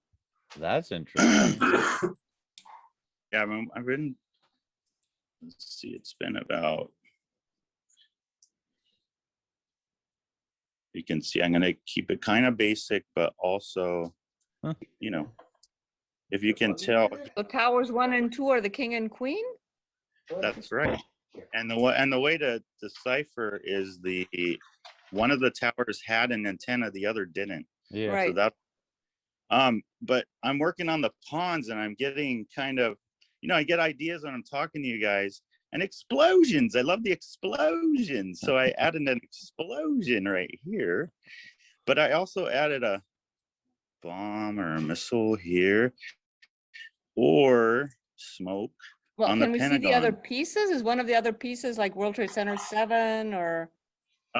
Yeah, well, those, we have the rooks, the Bishop, bishop, and the knights. So yeah, I'm going to incorporate the WTC complex, but for the pawns, I'm going to use the Pentagon and Oh, neat. either The overhead either is the Pentagon. That's well. explosion. Do that again. Look straight down. There's the Pentagon. Oh, Neat. Right, The right, right. base is the Pentagon. And that's wow. going to be the pawns, 'cause that's what brought us into war, right? But I'm thinking this one here. But that's my action. That's what I'm doing. I'm going to actually create a game. And then on the opposite side, I'm going to have the modern day buildings. Oh, wow. Okay. The one World Trade Center and all that. So, Wow. but that's my action, guys. Is that going to be an electronic game, or are you going to have like a hard copy version of it? No, and- it's going to be a set similar to this. Yeah. Huh. You have a You 3D got- printer? And Yeah. yes, I do. And that's what I was saying is, if you look at Gene's mic, that 7 we did for him. But yeah, I need to come up with a name like Truth Games or Game of Truth. I don't know. Who knows? Yeah. you better. There's so many possibilities, guys. Yeah, I'm not sure I want to put games and truth in the same sentence. Yeah, Because games Game has a of negative truth. connotation He's- in that, like, He's definitely got But my creative we're all juices flowing. we're all stuck in their game, right? All we have to do is stand up. right, Yeah. We're on their board. right. He's definitely got me thinking though. And Yeah, I Kale sent me know. this. I don't know if you guys will be able to see it. Let's see if we can do this. Yeah, you can kind Oh. of see it. Yeah, Sweet. yes. So it's like a night light, but when the night light shines through it, normally it's just a piece of plastic. But when the light's behind it, it's the 7. Wow, it did a bad job there. There we go. So did Kaylee do this one as, you have a 3D printer? Yeah. Did you So do we're that trying one to too? figure out ways to incorporate some kind of activism through it. Well, you can Yeah. make your chess pieces out of it, right? Yeah, I'm gonna try and create a game for real. We should That's think about that. amazing. Something like a walkthrough, maybe games like a walkthrough story. We got some. Start letting. Well, Wow. we're gonna have the old WTC complex going up against the new one. Yeah, That's the idea. I dig it. Thank you. There, I gave it away. China better not take this one. I don't even have a patent. Thank you, Ross. Yeah, and There you go, maybe, guys. maybe, Kai, before you leave, maybe you want to think about, instead of it being on a chessboard, make it a Monopoly board. More like, Mm. because you got to get the bank's involvement in there. You've got all your players, but Right. getting the game field there, maybe it's a Monopoly board. Anyway, Maybe a hybrid. yeah, maybe a hybrid. You play Monopoly with chess pieces. Maybe it's a chessboard with walls that are the Monopoly board. You know how they have different versions of Monopoly. There's like Drinkopoly for the people that drink, and like all these different versions of Monopoly. Wonder if there was a 9/11 Monopoly. Yeah. You could have. Because was the the- thing is, I mean, but then the question is, what's the goal, right? Yeah. What's Is the goal? is of the game? goal for people to learn things in the process? Is the goal to have a winner or a loser? Because, you don't really want, the good guys, quote unquote, to lose. For a movement, it means everybody wins. Is that correct? It's so easy to incorporate a card or some kind of information for anything you do. Explain what you're doing. If anyone buys this thing, right, or we give it away, whatever, of course the game owner is going to explain to the one that's playing with them. Mhm. But it doesn't matter. It can I was- happen, and we it's wanted going to to happen. make. We Absolutely. That's all that started. I think we collected like 30 questions to make a 9/11 Trivial Pursuit. But Right. I think Trivial Pursuit went out with the 80s, unfortunately. I would like it, but I don't know. Do you guys know how many floors there were in World Trade Center 7? 49. 47. 47. 47? Okay. How many core columns were there In World Trade 83. in World Trade Center 7? Well, I in don't, 7, it was 24. Yep. How many core, one last one. How many core columns were in World Trade Center 1 and 2? 47 each. 47, Yeah. which is the Yeah. same number of floors that were in World Trade Center Okay. 7. That was something I had never. See, that's where that would be great. Yeah. I don't know. I like Trivial Pursuit, but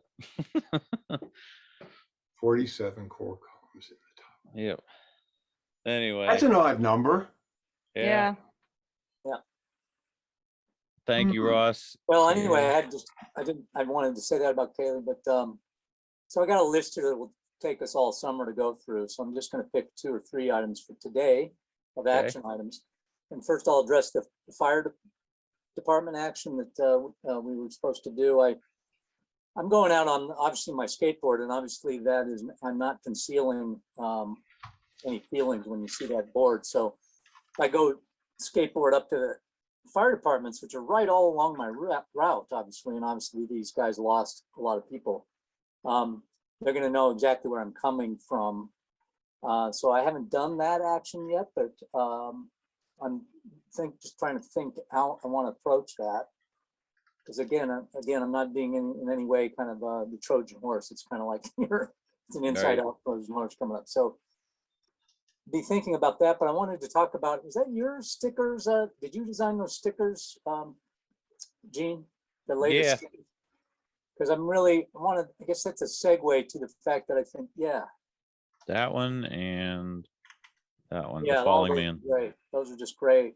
So I guess my point is that we got our age group, which is just one generation beneath the baby boomers of majority of people in the movement.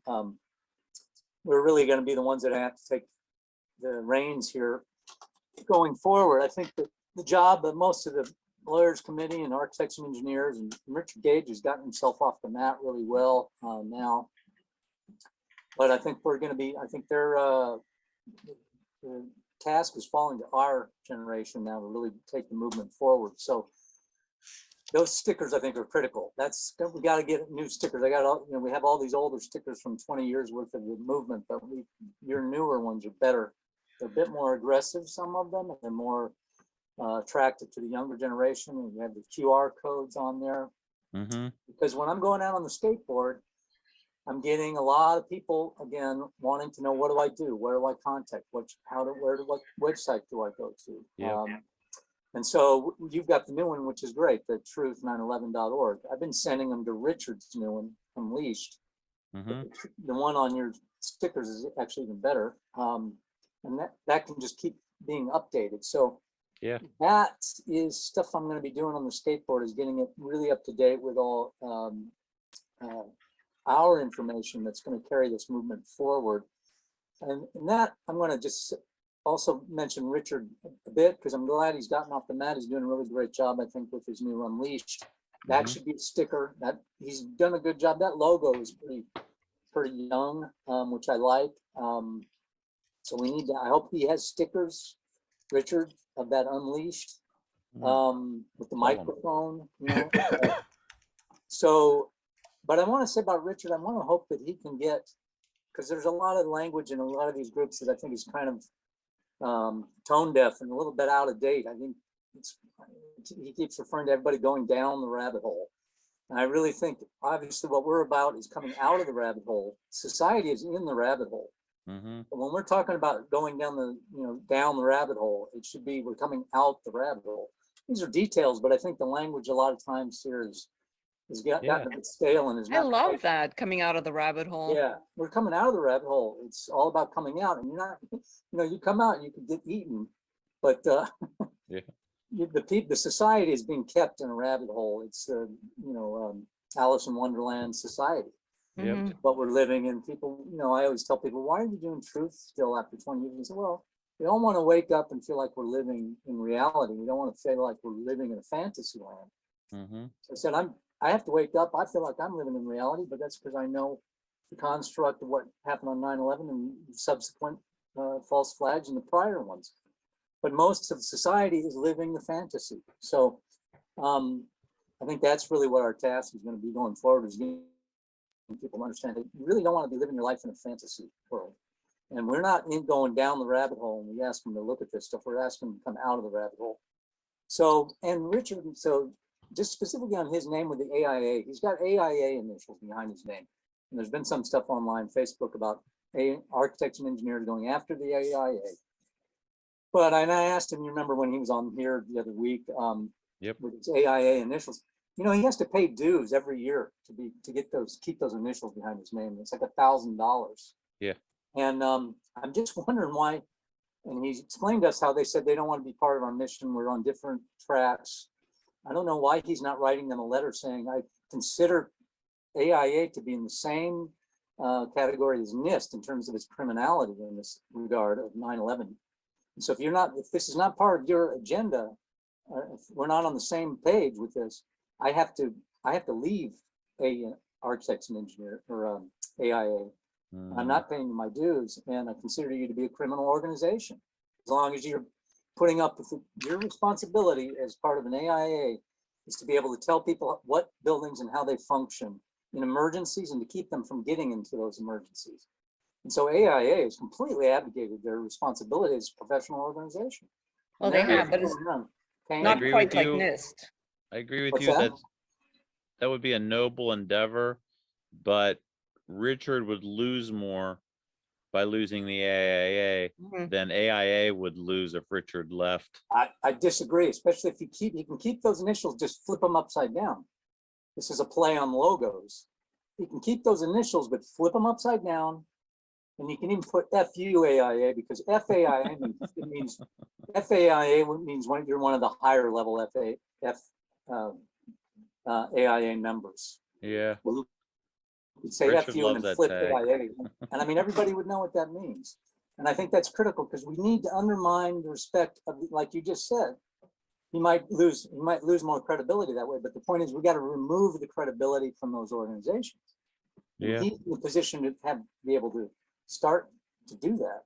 So anyway, just that point that I'd like to be able to talk to him about this. Like, Richard, you know, save the money and make a statement. Don't just, you know, keep going on like, well, I can still be part of this group. I mean, you can't be part of that group.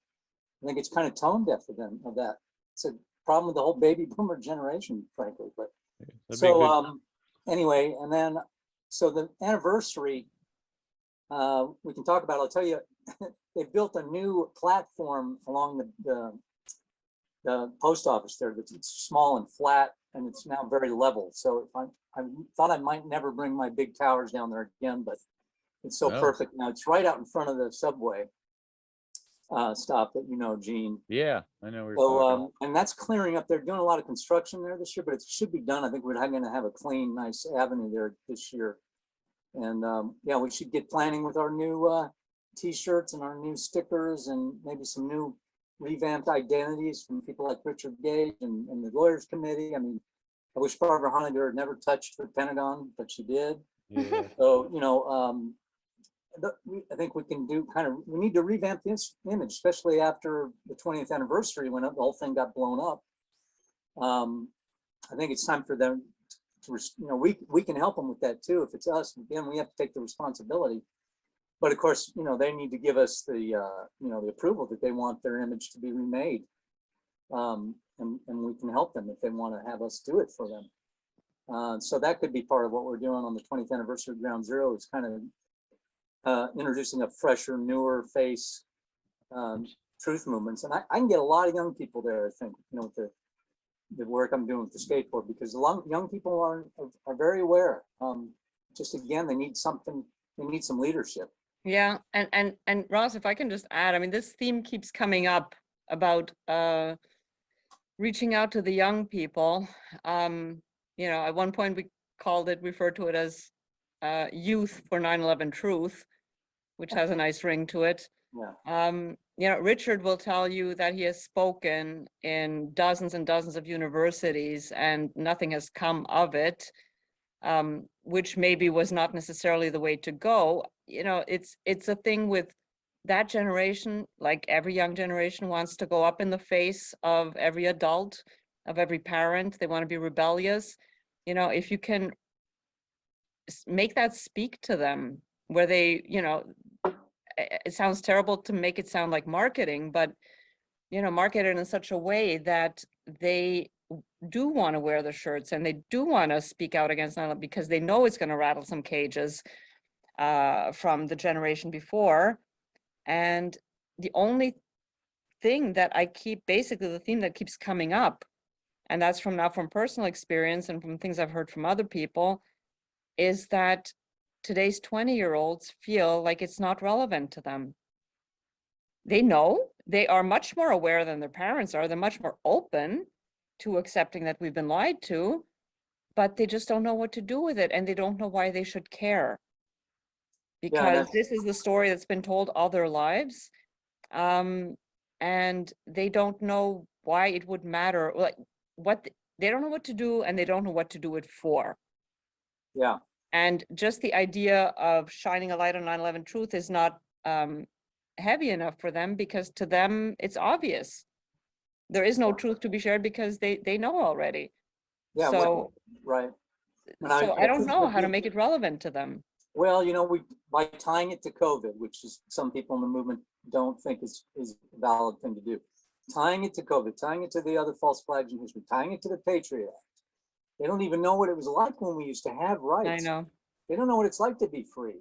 Right. So, I think we can speak to them. I just don't think we're doing a good job of it. I mean, they are interested, but you're exactly right.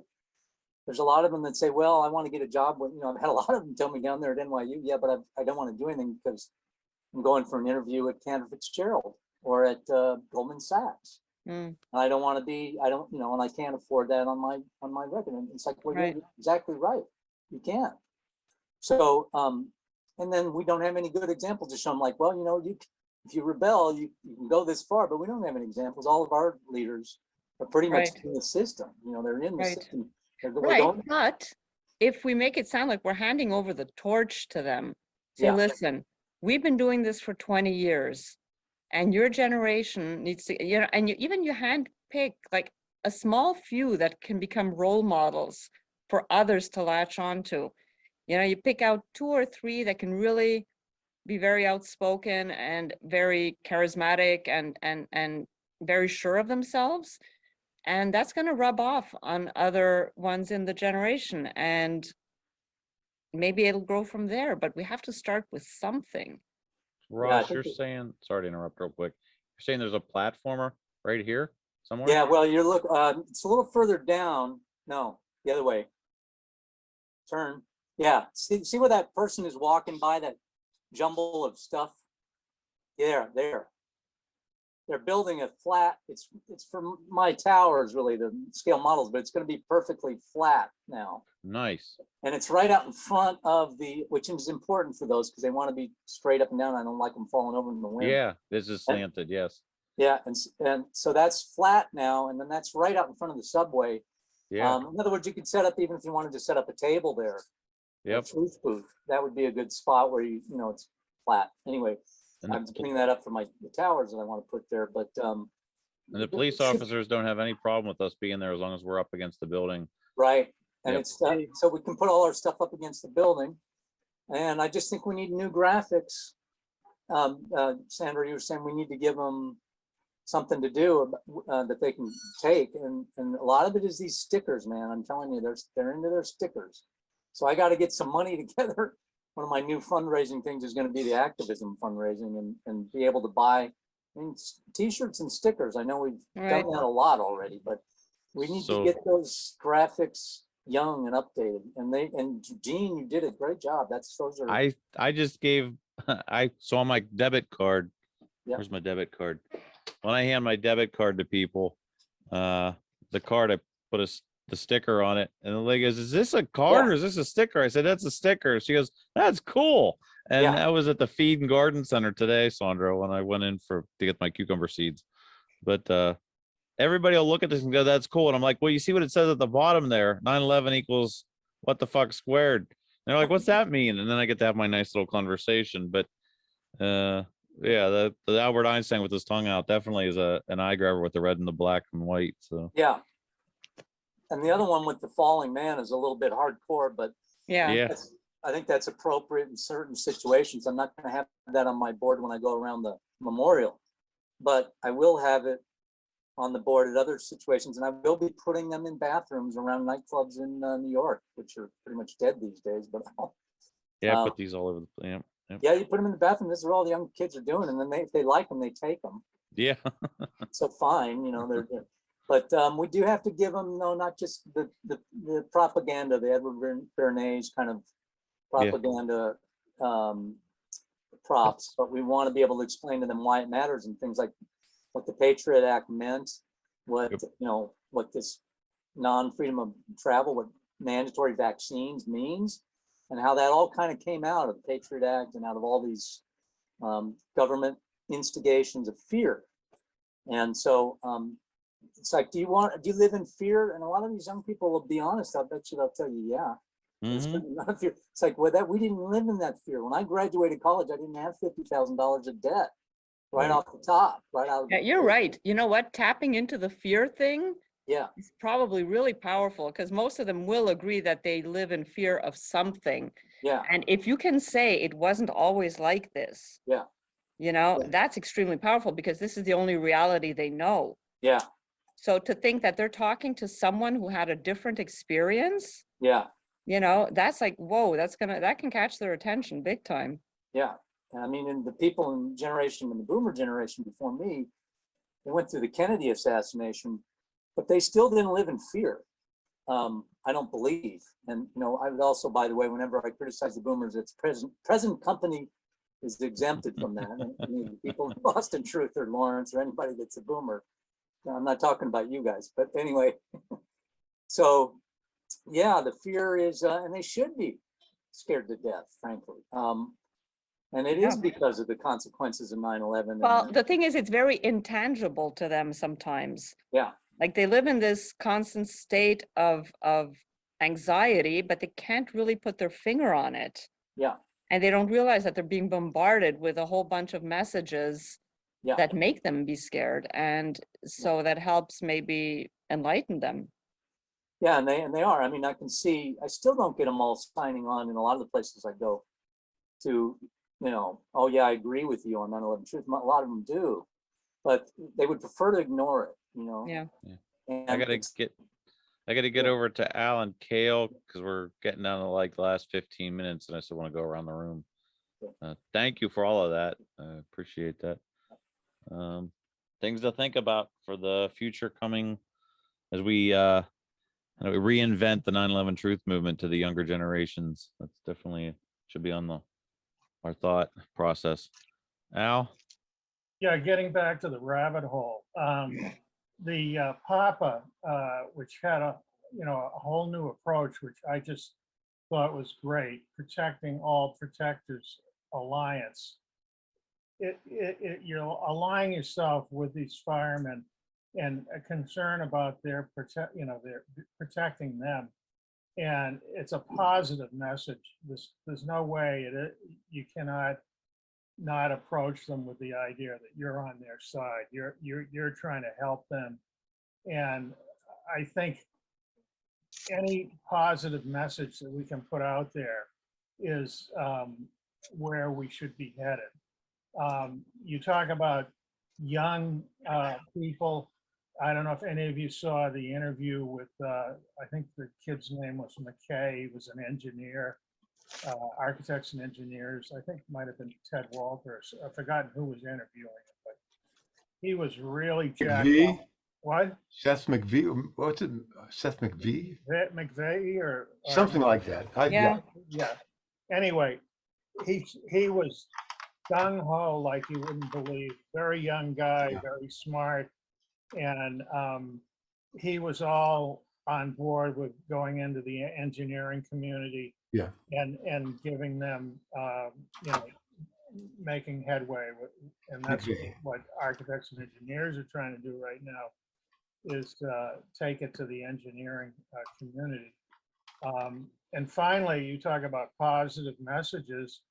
The Lawyers Committee, I mean, 60 exhibits that are, we're trying to get in front of the courts. So there you have 3 solid messages that we should be focusing on, and not pointing fingers, but just saying, you know, what are we doing? Here it is. And these are important things.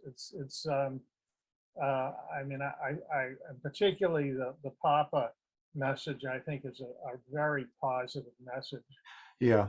Raul was so pivotal in that. Absolutely. Yeah. Totally. That was just an amazing coalescing of these energy fields. It was wild, not having been there, but yeah, I get it. Mhm. Yep. Pop up protecting. So for those who don't know, protectingall.org is where you can get the pop-up information. And of course, the Lawyers Committee, we're keeping an eye on that for anything new there. Right now, we're just pins and needles, as far as I'm concerned, waiting to hear back from the Second Circuit Court of Appeals, whether they're going to give us that's so ridiculous, whether they're going to give us our First Amendment right to petition the government. We should be Got the there. right to do it, whether they're I going to know. comply is It's another so crazy. story. We should be there with pitchforks and torches saying we demand our First Amendment rights to present this to a grand jury. But anyway, Wish it was Yeah. more popular. Yeah. thank you, Al. Kale, back to you.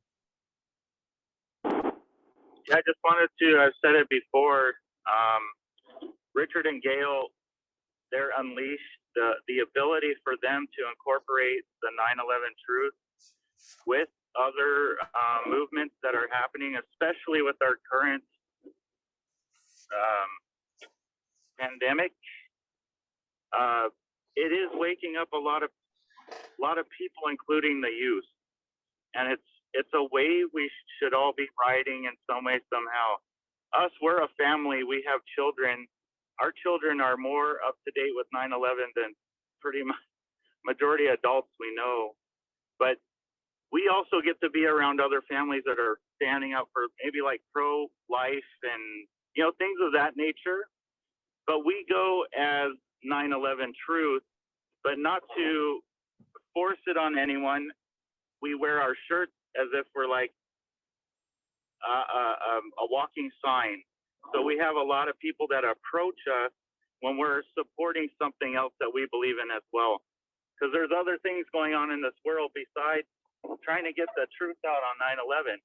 But what the core thing is, when we join these other groups, is we get to speak about 9/11 when people engage us, especially children and families.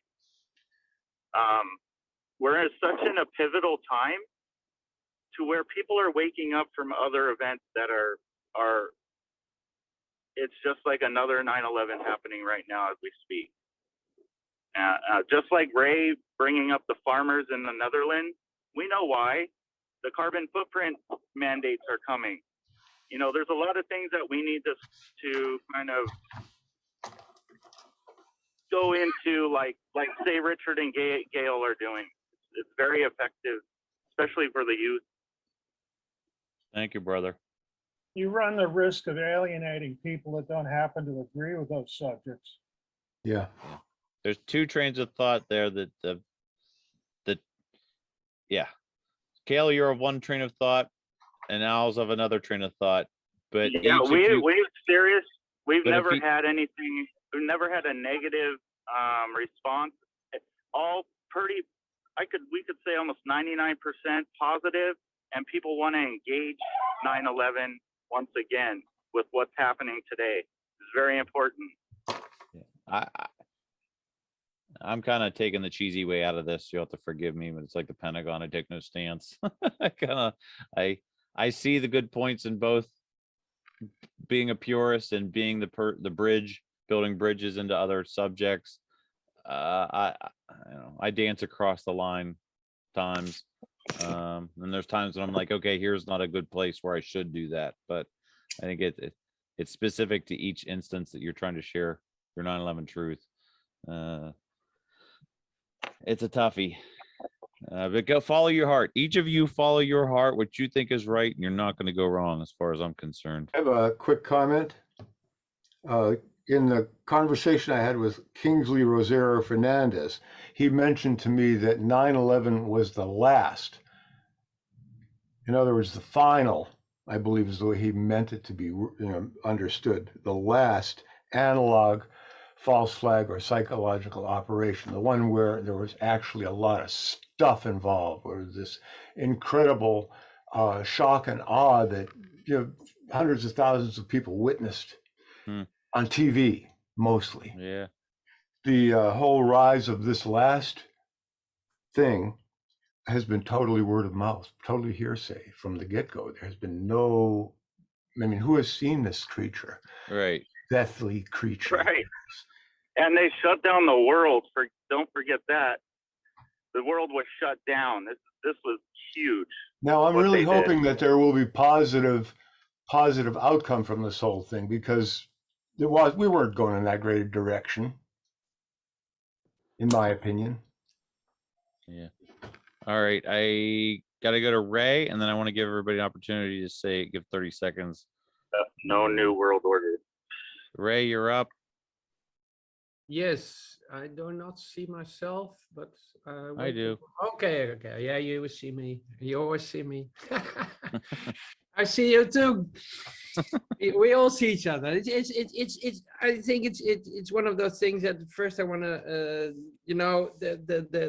that we're getting together was really good feeling, and also Richard taking on his approach of getting a lot of people involved in focusing again on 9/11, and every guest he has on, he asks him where it always begins with 9/11 and then talk about a lot of other things.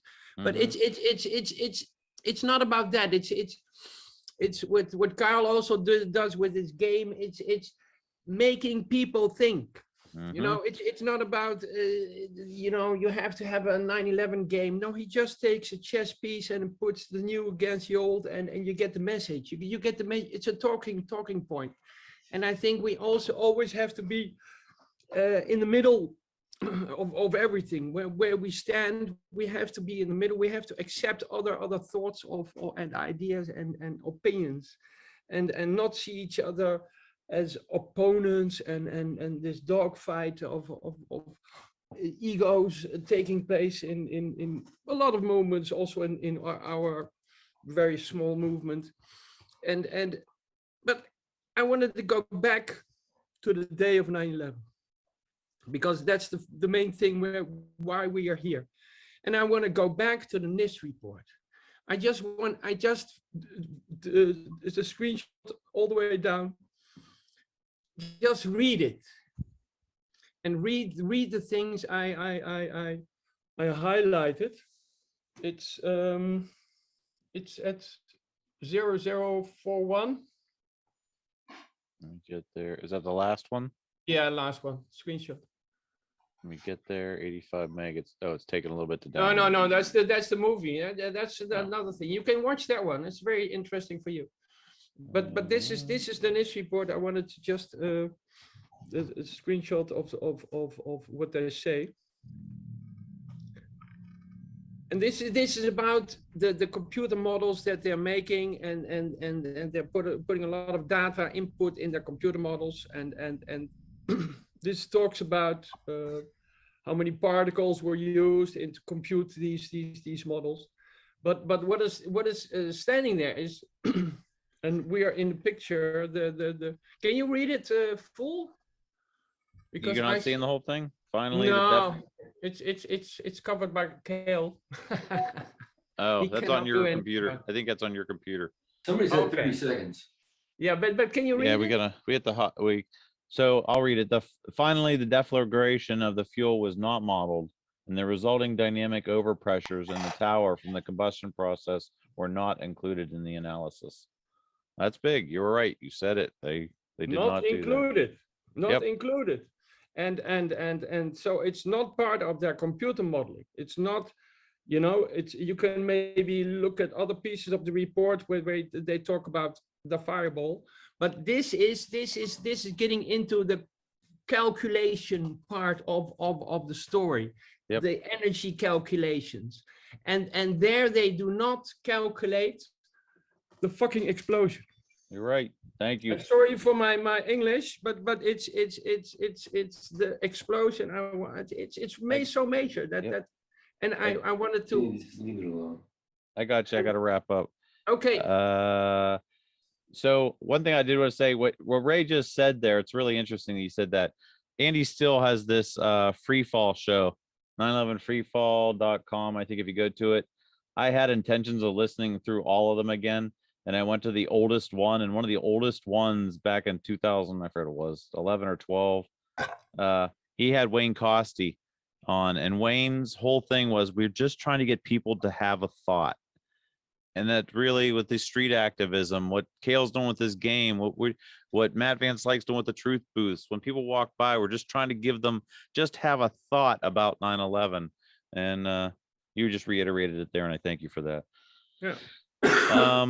So 30 seconds around the room, each just basically share something short for the group for this Do you want to week. remove the screen share for that? Let me stop with this, because Richard had a founders call and he said, everybody introduce yourself for 30 seconds, and it turned into an hour. So let's not do that. We're going to go in reverse order. JB, thanks for being here. You got anything for the group? Yes, sir. Yeah, thanks for all your time and energy. Great show. Thank you. I am working with the LC board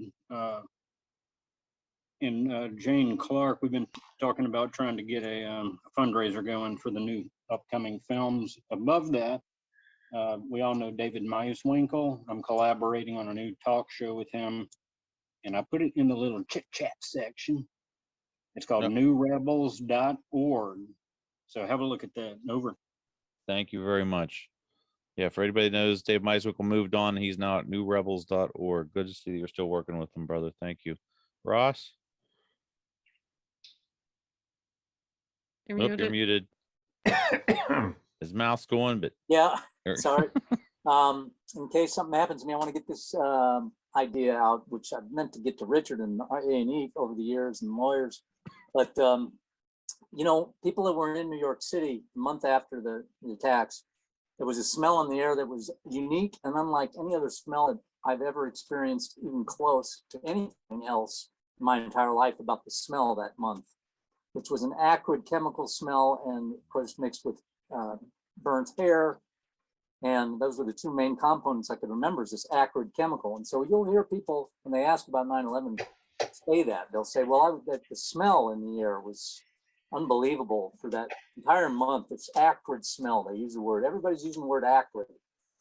So the point is, one thing I think we might be able to do someday, if we can get organized, is to have a group professionally do a smell test, and where we could actually concoct a batch of what we think the explosives and the components were on that day, and do that. And then, of course, this is a controlled experiment, so we got to be honest about it, and we don't divulge that. And then there are a lot of people in New York that said they would, and in my activism over the years, say, yeah, I would participate in that smell test. It would be interesting, I think, to see if you had some bins of different kind of burnt smells, but then there's that one, if we can get that signature smell, and I know I wouldn't forget it. They say long-term memory is most associated with the sense of smell. It goes straight through to your long-term memory. And if you could get some relative data on that, I think that could be very interesting, especially if what you're putting in that one box happens to be a lot of thermite and other explosives that we found. Anyway, that's it. great idea. I'm gonna mention that to Richard. That's a good one. Thank you. Ray, anything for the group? Yeah. It's thinking. It's, I love your shirt. It started for me with that slogan. It's about investigate 9/11. It's really about, you can call it everything you want in life. It's not important, but if you do not investigate it yourself, if you only rely on hearsay from others, and you're not willing to take on your focus and say, what am I actually saying? Am I saying the words from somebody else? Am I saying the words from the government, or am I using the words from Wayne Coste, or who is my hero there's no hero. We are all heroes here. We are all heroes, and that's the thing. We are all genuinely truth, and but part of that truth is keeping investigating it for yourself. Look into the things that you, like Lawrence is doing. He I may disagree with Lawrence, but I admire his thought of going into the things and digging up his thoughts and putting it into a story. And we all have that, and some do it with their passion of art, of making things, and some do it as street activists, and we're all doing our part. But we have to keep the room for each other to have accept other ideas. Yep. We do not have to, it's like there's no dogmas. There's only one dogma: we were lied to. Yep. Thank you. And that's it. Thank you, Ray. Okay. Sandra, I'm gonna go to you next just so I don't forget, because I usually save her for last, then I end up forgetting. So Don't forget me. no, all right, Hollywood Square. You're good. Sandra, anything for the group? Never forget this either. No, I'm pretty good. I'm All watching right. your cat right now. I've got him hostage. I see that. Thank you. Kale? Yeah, I want to thank you, each and every one of you, whether we agree, disagree. We're all doing this for our next generation, and especially the truth. But Ray, we want to send you something, buddy. Yeah, you need my address. We have an idea. We have an idea. Okay. Okay. So get a hold of me. Right Yeah, on. I will. Okay. I will. Thank We'll you. message on Facebook. There we go. Yeah, you're both on Facebook. Yep. Yeah. Yeah, neither one of them accepts friend requests, so. Matt Van Slyke. Yes, sir. Well, we are light beings. We are luminaries in that sense. And we are talking, all these conversations that are being had is about the darkness versus the light. And I just want y'all to keep shining bright and sunny. And, sometimes we get down, we get negative, and we got to remember that we came from the light and we're going back to it. And while we're here, just let it beam out, bro and sister, and we'll be all right. Things are going to turn out okay. Right on. Namaste. Thank you. Thank you, He Matt. says that from the Sunshine State now that his new home. Yeah. Thank you. Al? Yeah, I just want to reiterate the letter to the firemen and how anxious I am to get that. Yeah. And then send it out to everybody, because Yeah. that's our big push right now.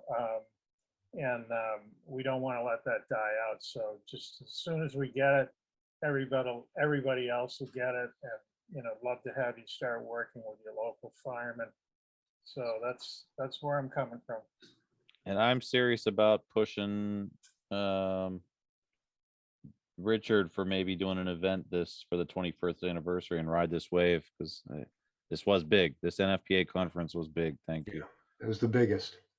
Lawrence? Well, there were two 40-foot spheroid cavities discovered beneath the site building number 4 stood upon during cleanup and excavation of the World Trade Center in 2002. They were not represented in the pre-construction topographic survey. This is the pre-construction survey.